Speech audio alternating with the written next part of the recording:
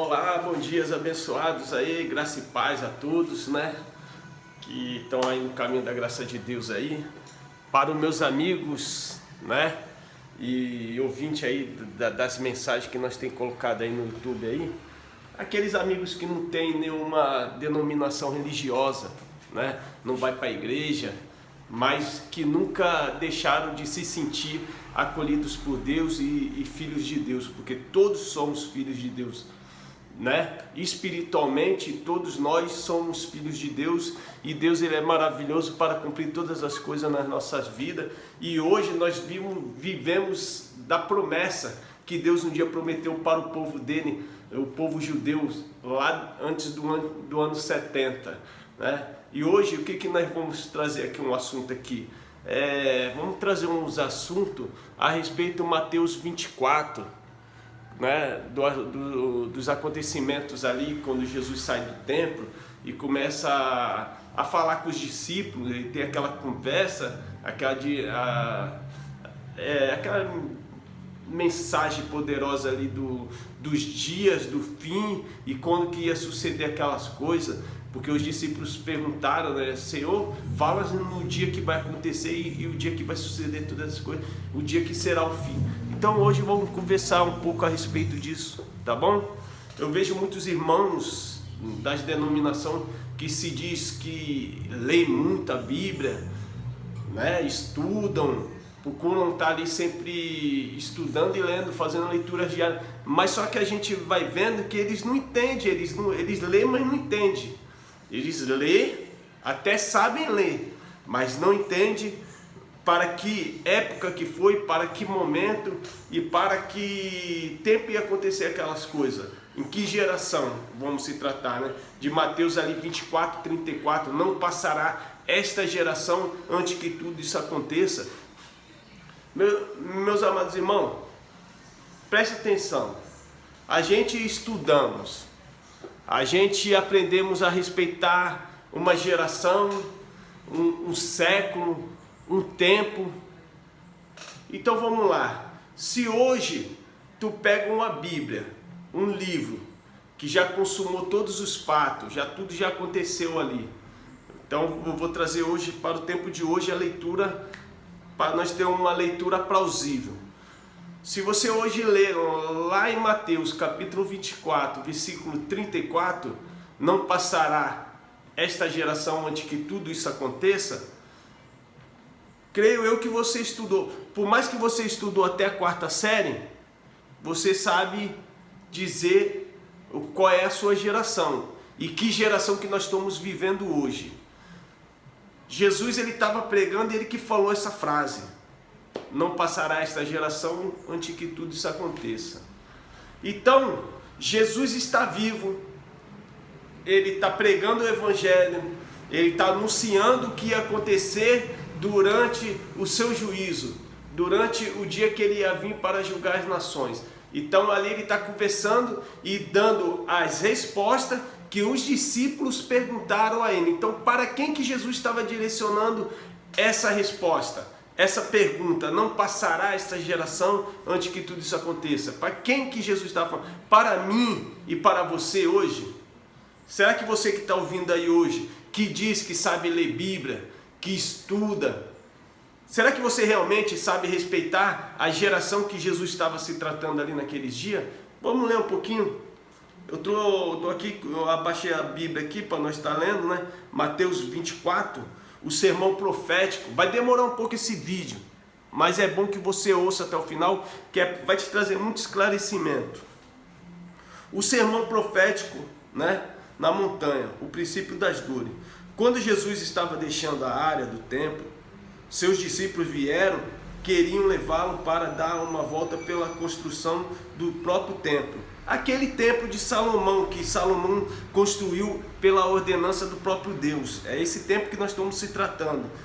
Fizeram vários outros templos, mas esses templos que fizeram agora é tudo pedra. Tudo pedra, que hoje pode ser uma igreja, mas amanhã sendo vendida pode se tornar em um centro espírita, um centro de macumba, um candomblé, qualquer uma outra instituição, qualquer uma outra religião, entendeu? As instituições, na realidade, placas são instituições. No versículo 2 ele fala: porém ele lhe disse, todos esses edifícios serão derrubados, e não será deixada nenhuma pedra em cima da outra. Ou então em outras edições fala: em verdade vos digo, não ficará pedra sobre pedra que não venha a ser derrubado, caído, debulhado, né? No versículo 3 fala: quando é que vai acontecer isso? Perguntaram-lhe quem? Quem perguntou isso? Nós hoje, no pacto da graça de Deus, depois da morte de Cristo? Não, eram os discípulos mesmo, os discípulos de Jesus que perguntaram, né? Quando ele se sentou nas encostas do Monte das Oliveiras, que acontecimento marcarão a sua volta e o fim do mundo? Então os discípulos estavam perguntando, que dia que isso vai suceder? E qual é o dia do fim? E que fim era esse, o fim do mundo? Não é o mundo terrestre, o mundo global, né? Desculpe aí. No versículo 4, Jesus disse-lhes: não deixem que ninguém engane vocês, porque muitos virão dizendo que são o Messias, porque querem desviar muitas pessoas. Quando vocês ouvirem de guerra que começam, isto não é sinal da minha volta. Elas devem vir, mas ainda não é o fim. As nações e os reinos na terra se levantarão uns contra o outro. Haverá fome e terremotos em muitos lugares. Questão de terremoto. Na época de Roma, os romanos massacraram muitos da igreja primitiva, muitos dos praticantes da fé, porque eles achavam que devido àqueles terremotos que estavam tendo naquele lugar ali, era por causa dos cristãos da época, tá, meus irmãos? Então aconteceu muito terremoto naquela época de Roma. Se você estudar a história de Roma, por detrás tudinho da igreja primitiva, tudo isso aqui está presenciado lá, escrito em documentário, e hoje vocês podem ler, vocês têm que buscar entendimento, porque senão vocês vão ser sempre massacrados pela mente de vocês. Mas tudo isso será apenas o princípio dos horrores futuros.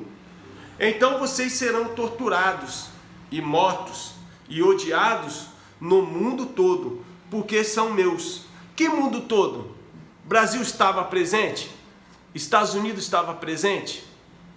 Paraguai, Chile, Bolívia, vários outros países? Não, aqui era o mundo de então, lá da época das 7 igrejas da Ásia Menor, aqueles continentes ali faziam parte, era eles ali que estava sendo direcionado isso daqui, né? Odiados no mundo todo porque são meus. Porque era eles que eram os escolhidos, eram os 12, não fazia eu parte dos 12, né? E muitos de vocês cairão novamente no pecado, e trairão e odiarão uns aos outros. E aparecerão falsos profetas, que desviarão a muitos. O pecado andará solto por toda parte, espiará o amor de muitas pessoas. O pecado aqui, meus irmãos, era o pecado de transgressão da lei. Não se trata do pecado de você fumar, beber, fazer todas as coisas hoje que você diz que as igrejas hoje ensinam que é pecado. Não é isso, esse pecado não é isso. Esse pecado aqui era o pecado que João Batista falava que Jesus ia tirar, que era a transgressão da lei. Então eles estavam no tempo de cumprimento ainda da lei, porque o tabernáculo estava de pé, né? Então é isso que nós temos que entender sobre o pecado aqui. Mas aqueles que ficarem firmes até o fim serão salvos. Então em outras mensagens, de outras bíblias, vai estar assim: mas aqueles que perseverarem até o fim serão salvos. Perseverar até o fim no quê? Aqui, aqueles que ficarem firmes até o fim serão salvos. Ficarem firmes no quê? Na lei. Porque antigamente ainda estava uma lei. Nesse tempo aqui a lei estava em vigor. O tempo estava de pé. Lembra que Jesus estava falando que aquele tempo ia cair? O tempo não caiu. Se o tempo não caiu, as leis ainda estavam de pé. E se eles errassem em algum princípio da lei, dependendo da lei, eles eram massacrados à morte pelo sumo sacerdote lá daquele tempo, né? Então vamos continuar lendo aqui. E a boa nova do reino será pregada pelo mundo inteiro, para que todas as nações a ouçam, e depois virá o fim. Qual que era aqui? Quando Jesus veio, ele trouxe o quê? Eis que é chegado o reino do céu à terra. Então estava sendo estabelecido o reino. O reino estava estabelecido? Não, Jesus ainda não tinha ido para a cruz. Jesus falava o quê? Que o reino ia chegar, né? E quando ele viesse, ele não ia vir com aparência visível, ele viria invisível, ele era espiritual. Só que Jesus ainda não estava morto. Jesus aqui estava falando com os discípulos, estava pregando aqui o evangelho, o sermão, dando sermão para eles. O sermão continua, a grande tribulação. Portanto, quando vocês virem as coisas horríveis a respeito da qual falou o profeta Daniel, colocada num lugar santo, que o leitor tome nota, quem lê que entenda, né?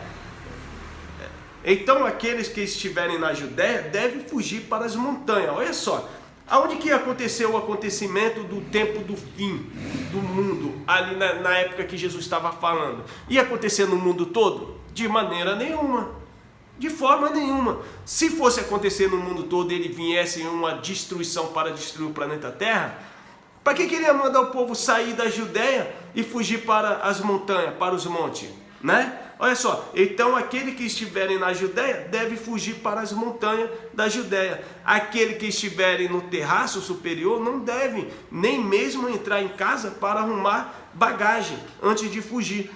Aquele que estiverem no campo não deve voltar em casa para apanhar roupa. Engraçado, né? Se Deus vai destruir tudo, para que eles iam ter que fugir para outro lugar? Já parou para analisar e entender realmente as escrituras da Bíblia?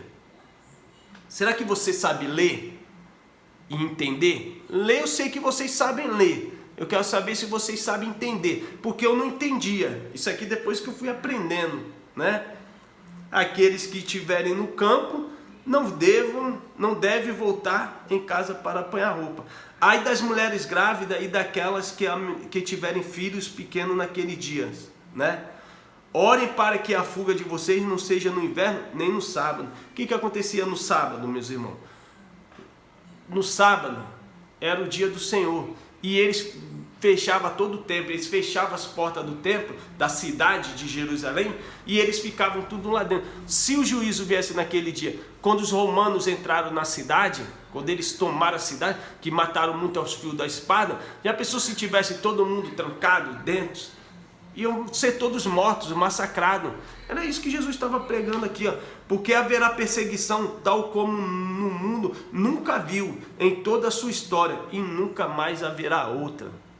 Pode haver uma guerra, pode haver a terceira guerra mundial, mas a guerra mundial é para todo o povo, para todo no conjunto. Aqui era para o povo de Deus, o povo escolhido lá, era para eles, né? De fato, se aqueles dias não forem encurtados ou abreviados, a humanidade inteira se perderá, nenhuma alma se salvaria. Porém, eles serão encurtados por causa do povo escolhido. Que povo escolhido?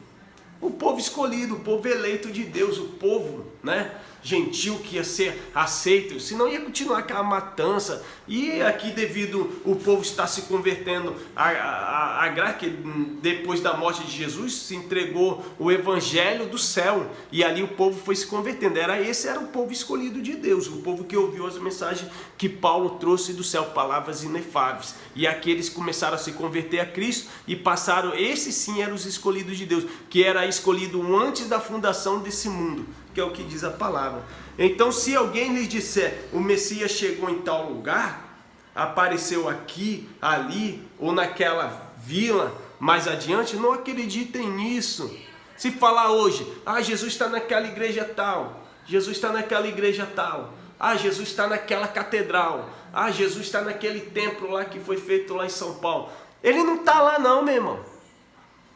Ele não está lá, ele está aí com você, no seu coração. Ele está aqui em mim, no meu coração, porque hoje somos templos e morada do Espírito Santo.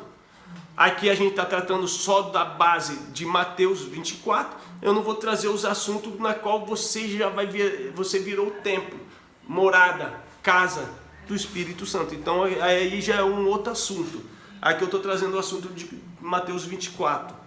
Porque se levantarão falsos cristos e falsos profetas, que farão milagres maravilhosos de tal maneira que, se possível, até os escolhidos de Deus seriam enganados. Olha só, iam aparecer falsos profetas ali anunciando o evangelho, e até os discípulos ali iam ser deixados se levar pelos seus ensinamentos, e acabar saindo daquilo que era o alvo do evangelho, que era chegado, evangelho não, do reino que é chegado à terra, né? Eles tinham o evangelho do reino, que era chegado à terra. Então, de fato, se aqueles dias não Então, se alguém lhe disser o Messias chegou em tal lugar, apareceu aqui, ali, ou naquela vila mais adiante, não acredite nisso, porque se levantarão falsos cristos e falsos profetas que farão milagres maravilhosos, de tal maneira que, se possível, até os escolhidos de Deus seriam enganados. Irmão, isso daqui, pode se trazer hoje para o tempo de hoje, porque depois da morte de Jesus, as coisas continuam acontecendo. Desde daqueles ensinos para cá, as coisas aconteceram. E a Igreja Católica Apostólica Romana, eles trouxe um ensino de prosperidade, depois que eles mataram a igreja primitiva. E hoje, nessas igrejas que nós entramos aí, tu já viu os milagres que eles fazem? Você já parou para ver as feitiçarias que eles fazem nesse lugar, com os seus encantos, e acabam encantando as pessoas, e as pessoas até gostam de ficar nesses lugares?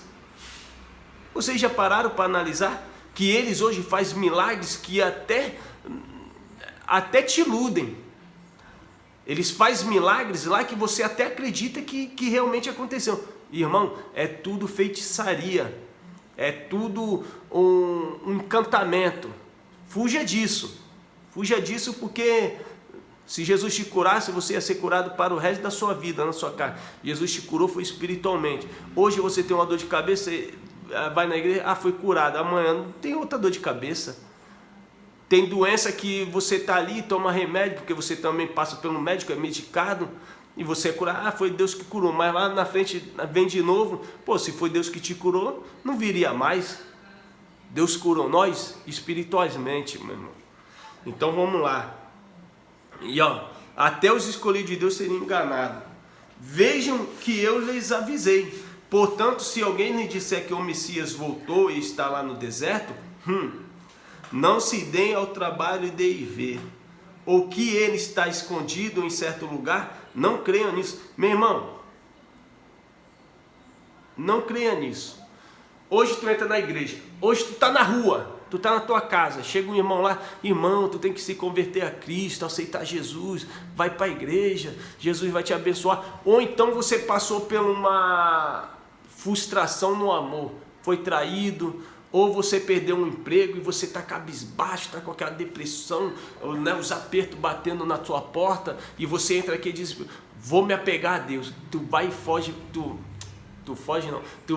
entra para dentro de uma instituição religiosa, uma igreja, achando que Deus está lá, quando na verdade Deus sempre esteve na tua vida, mas como você nunca procurou viver dias agradáveis e viver o melhor de Deus na sua vida, você trouxe frustração.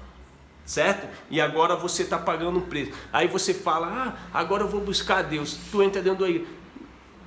Deus não está lá naquela igreja. Deus não está no templo. Deus não está no monte. Porque o que acontece? Quando você entra na igreja, aí você entrou dentro da igreja porque você achava que Deus estava lá. Mas só que Deus nunca esteve naquele lugar. Ele esteve dentro de você, dentro dos irmãos, que quando entraram ali naquele lugar, aí Deus acompanhou, porque Ele habita dentro de cada um de vocês agora. Aí quando vocês estão ali, eles falam, nós temos que buscar Deus lá no monte. Nós temos que buscar Deus no monte. Deus está no monte, meu irmão. A palavra aqui não é caso, se falar que eu estou lá no deserto, eu não estou. Se eu estiver lá no monte, eu não estou. Ele não está no monte. Vocês que são os bestalhões de estar indo para um lugar escuro, dentro de uma mata que pode estar cheio de bichos venenosos lá, que possa te picar e te colocar num leito de enfermidade, num leito de cama, e você ter que pagar um preço, entendeu? Porque Jesus te orientou a não ir buscar ele lá, porque ele não está lá, mas você achou que ele está lá porque aquele que diz ser o seu líder te direcionou você ir lá pela fé, e você acabou indo. Mas só que se você isse pela leitura da Bíblia, tu ia falar, não, eu não preciso ir lá no monte, porque Deus está em mim, e quem está em mim eu não preciso ir atrás, porque Ele está em mim. Quem está presente, está presente. Eu vejo, ando, curto, canto, me alegro, choro, me entristeço, entendeu? Com Ele está todo momento presente na minha vida. Então, vamos ler a Bíblia e vamos entender, para que vocês tenham a mente liberta aí, tá bom, abençoado? Vamos continuar lendo aqui. Porque assim como o relâmpago brilha pelo céu, de leste e a oeste, assim será a minha vinda quando eu, o Messias, voltar. E onde o cadáver estiver ali, os urubus se ajuntarão. Olha só, eu vou falar um pouquinho disso aqui. O sermão continua a vinda do Filho do Homem, né?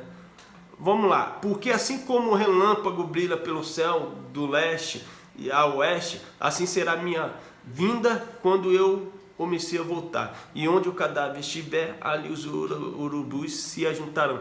Quando Jesus ele voltou, porque Jesus não ia voltar ele.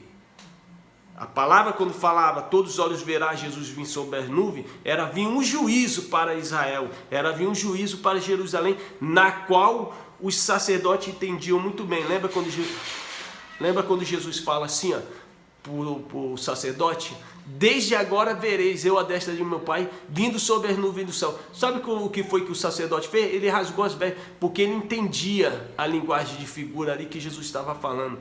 Quando Jesus fala vir sobre as nuvens, era vir sob juízo, sob sentença, sob condenação, um ato de matança para aquela cidade. Foi isso que ele entendeu. E a palavra aqui era essa, né? Aonde tiver os cadáveres, os urubus, as aves do céu iam se fartar.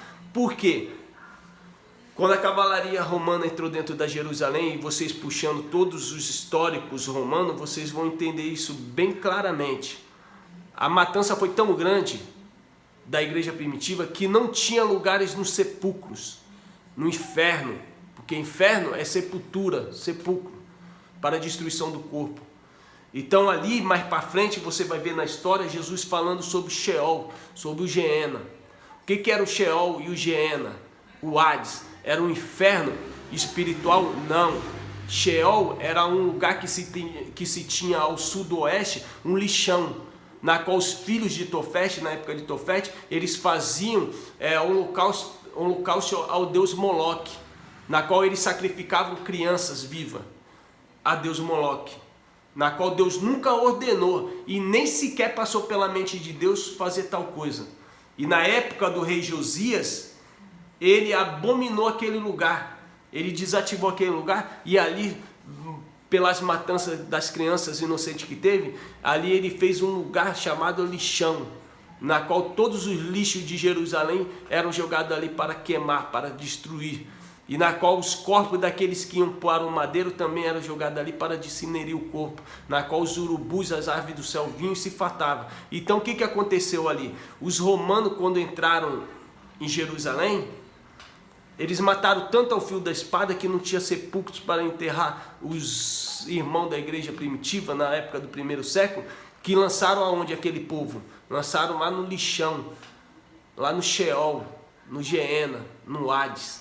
É porque a Bíblia tem 3 analogias: judia, grega e dos hebreus. Judeus, hebreus e grega, né? Judeus, hebreus e gregos. Então tem Hades, Sheol, Geena, diabo, Satanás e serpente. Sempre 3 analogias. Então o que aconteceu? Os corpos foram jogados ali, na qual era para queimar, aonde o verme nunca morria e o fogo nunca apagava. Era isso que Jesus estava falando, mas lá na frente. Então vamos continuar lendo aqui, né? Aí fala, e onde os cadáveres estiver ali, os abutres, os urubus, as aves que comem carniça, iam se ajuntar.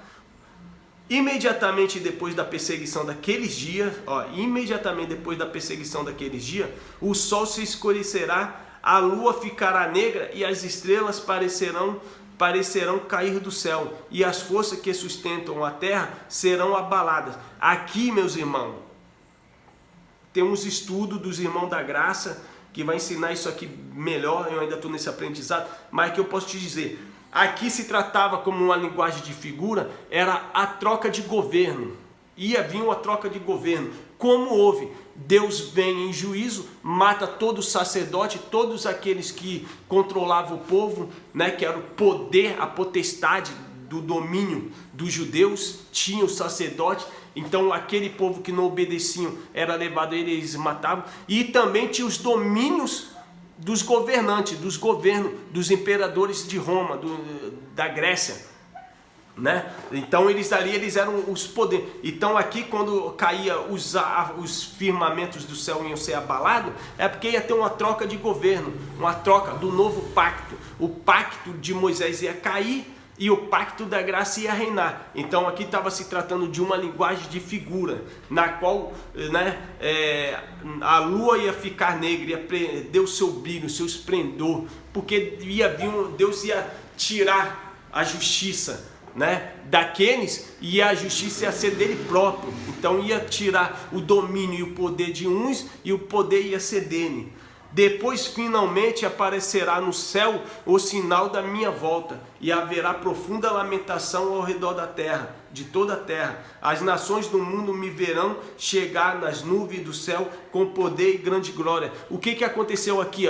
Quando ele fala, depois finalmente aparecerá no céu um sinal da minha volta.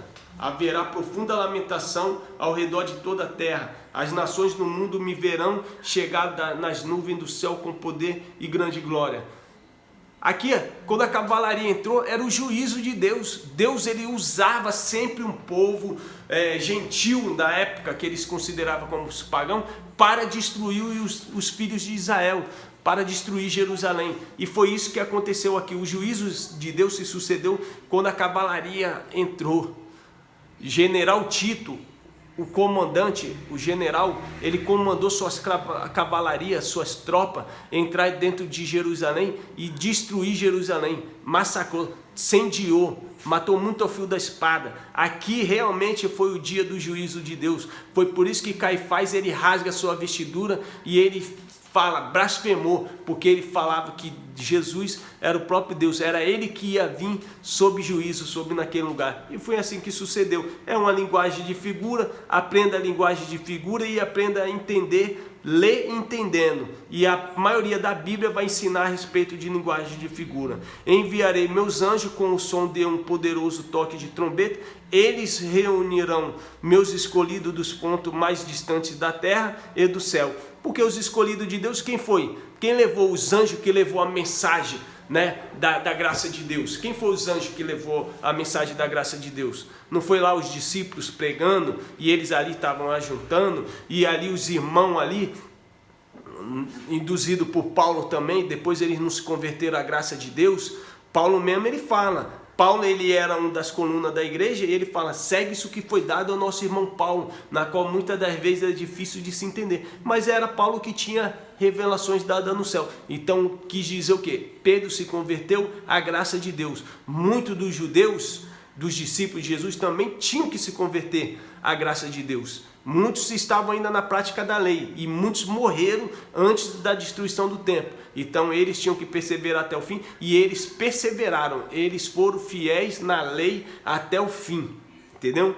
Então vamos lá. Mas os demais, aí vem os irmãos que Paulo, ele ganha para Jesus ali, para Cristo, com o ensinamento de Cristo. Eles já eram de Cristo, não é que Paulo ganhou eles para Deus, não, que nem a igreja ensina, não. Eles já eram de Deus, eles já eram de Cristo.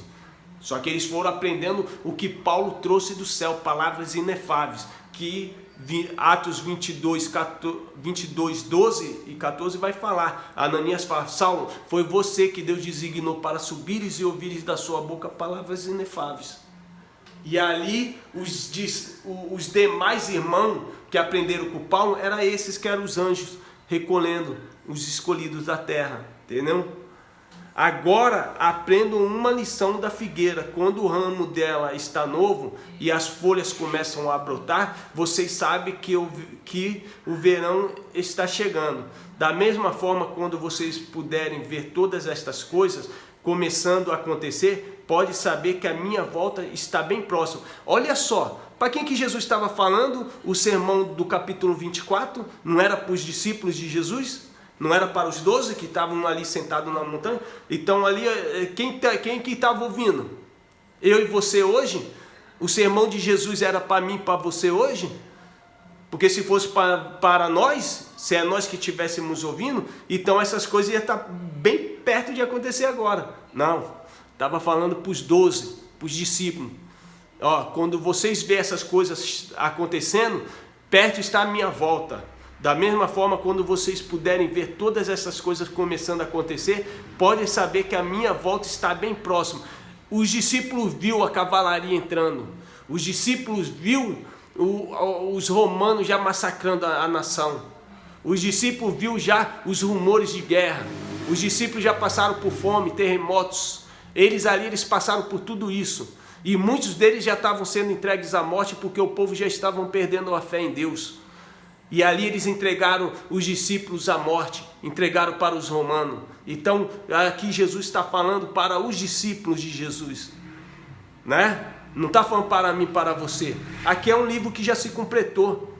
Mateus, Marcos, Lucas, João não é Novo Testamento, embora seja novo porque foi escrito depois da sua morte, mas o seu conteúdo é de Jesus na época da lei, na época do cumprimento. Então não é para mim e nem para você. É um livro histórico que a gente hoje pode ler e aprender e desfrutar de muitas coisas que aconteceu lá, para você entender o que é história, mas não que vai ser aplicado na minha e na sua vida.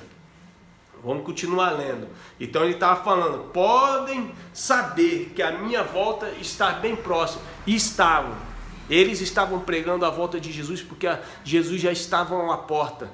Todos eles morreram antes do ano 70. Por que nós falamos que o juízo de Deus sucedeu no ano 70? Porque o tempo caiu. Vai lá no começo do Mateus 24 que tu vai ver. Jesus fala, em verdade vos digo, não ficará pedra sobre pedra que não venha a ser debulhado. Caiu o tempo de Salomão. O juízo de Deus, Pedro pregava o quê? Ia começar pela casa de Deus. Então como é que nós afirmamos que o juízo sucedeu no ano 70? Porque o tempo caiu no ano 70. Aprenda isso aí, varão de Deus. Aprenda isso aí, aprenda que você vai ter muito conhecimento. Você vai deixar a religião de lado e nunca mais ninguém vai te implantar imundiça na sua mente. Você que vai entregar o evangelho genuíno da graça de Deus para eles, e se eles quiserem entender, amém. Se eles não quiserem, eles vão continuar sendo massacrados lá no sistema religioso lá, assim até quando Deus quiser tirar as escamas dos olhos. Da mesma forma, quando vocês puderem ver todas essas coisas começando a acontecer, podem saber que a minha volta está bem próxima. Então, finalmente, esta era terminará. Ou então, em outros versículos da Bíblia, em outras edições, vai estar: não passará esta geração antes que tudo isso aconteça. Tudo isso que Jesus pregou, que Jesus falou, que eu acabei de ler aqui para vocês, ia acontecer em que geração? Na nossa geração do século 21? Ou na geração de Jesus, do pregador, do profeta principal, do grande anunciador da palavra, das escrituras? Será que ia acontecer na geração dele ou na nossa? Lógico que é na dele, né, meu irmão? Jesus que estava vivo. Se eu hoje falo vai acontecer na minha geração, é na minha geração. Se eu falar, ó, vai acontecer daqui a 10 gerações futuras, aí é na geração dos próximos. Mas não, Jesus falou, quando vocês verem essa era acabando, ia suceder essas coisas. Olha só. Então, finalmente, esta era terminará. O céu e a terra desaparecerão, porém as minhas palavras ficarão para sempre. O céu e a terra aqui desaparecerão, foi a terra de Moisés, o pacto mosaico. As leis caíram, aqueles rudimentos velhos ficaram para trás. Sabe por quê? Porque tudo aquilo era sombra das coisas futuras, da graça de Deus. João na ilha de Patmos fala, eis que eu vi descer do céu um novo céu, uma nova terra. Por quê? Porque já esse céu e essa terra que Jesus pregou, já passaram, já não existiam mais. Entendeu? E agora, da mesma forma, e o céu e a terra desaparecerão, porém as minhas palavras ficarão para sempre. As palavras do Senhor, elas ficarão de gerações e gerações. Passará 282 bilhões e trilhões de gerações. E essa palavra da Bíblia vai continuar reinando para todas as gerações. O importante é que quem lê, que entenda e saiba respeitar o primeiro século, o pacto mosaico lá atrás. Aprendam a respeitar isso. E vocês vão trazer conhecimentos para os seus ouvintes maravilhosos. Se toda a terra começar a entender essas maravilhas, nunca mais o povo vai viver com medo de um dia vir a vinda do Filho de Deus. O Filho de Deus, de codinome, o Filho do Homem, era porque era o véu. Para nós é Cristo em nós. Vamos continuar lendo aqui que ainda tem um pouquinho aqui, tá bom? O sermão continua, exortação, capítulo 30, versículo 36. Mas ninguém, mais ninguém, a data e a hora em que o fim virá, nem mesmo os anjos, não, nem ainda o Filho de Deus, só o Pai sabe. Vamos lá, uma mulher está grávida, ela sabe que ela vai ganhar em quantos meses? Em 22 meses? Não, né? Ela sabe que vai ganhar durante os 9 meses. Mas ela não sabe o dia e nem a hora. Mas ela sabe que durante os 9 meses, antes do 10 meses, ela vai ganhar o filho. Então aqui, eles sabiam que naquela geração essas coisas iam se cumprir. Entendeu? Não sabia o dia nem a hora, mas eles sabiam a época, a geração. O mundo estará distraído em banquetes, festas e casamentos, tal como foi no tempo de Noé, antes da vida repentina do dilúvio. O povo não queria acreditar no que estava para acontecer, até que o dilúvio realmente veio e os levou a todos. Assim será na minha vinda. 2 homens estarão trabalhando juntos nos campos, um será levado e o outro será deixado. Incrível que essa palavra aqui eles falam que é o dia do arrebatamento do Senhor. Nós vai estar aqui, a mulher vai estar fazendo a unha aqui, e um vai sumir, ela vai sumir. Ah, cadê a Wanda? Cadê a Wanda? Sumiu. Meu irmão, aqui é porque a cavalaria e quando entrava, pegava o mais forte e levava para ser escravo. Levava para ficar lá servindo eles, fazendo os edifícios deles, entendeu? Então ia estar 1, 2 trabalhando no campo, um ia ser levado e outro ia ser deixado. O mais mirrado ia ficar lá, porque eles também iam ter que fazer a lavoura, plantar para colher comida, e depois os romanos iam vir roubar deles, tomar deles, porque eles eram a lei. E tem que ler. Portanto, estejam preparados, porque vocês não sabem em que dia o Senhor vem. Ninguém sabia lá. Mas hoje Jesus vem? Não, ele já voltou. Tal como um homem pode evitar problemas com os ladrões, mantendo vigilância contra eles. Se você soubesse o dia que o ladrão ia vir na tua casa, tu ia estar preparado para colocar eles para correr à base de bala, à base de espada, né? Assim também vocês podem evitar dificuldades, estando sempre pronto para a minha volta inesperada. Então eles lá sim estavam esperando o dia da inesperada vinda do Senhor. E o sermão continua, a parábola dos 2 servos, e aí vai. Mas só que o importante aqui é tu saber a geração. O assunto era a geração. De que geração estava se tratando? Da minha ou da sua? Ou da sua, da minha ou da de Jesus? Era da de Jesus. O vídeo ficou comprido aqui, meu irmão. Graça e paz. Isso aí era só um entendimento um pouquinho da graça de Deus sobre o capítulo de Mateus 24. A geração de Jesus.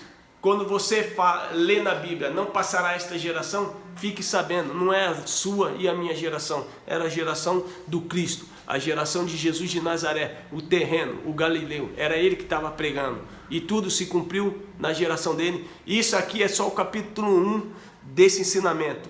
Vai vir mais. Aí vai vir o capítulo 2, o capítulo 3, nós vamos estar trazendo aí ensinamento. Graça e paz, fiquem todos com Deus. Um beijo, um abração no coração de todos vocês. Aqui é o seu irmão João Carlos, trazendo palavras de fé.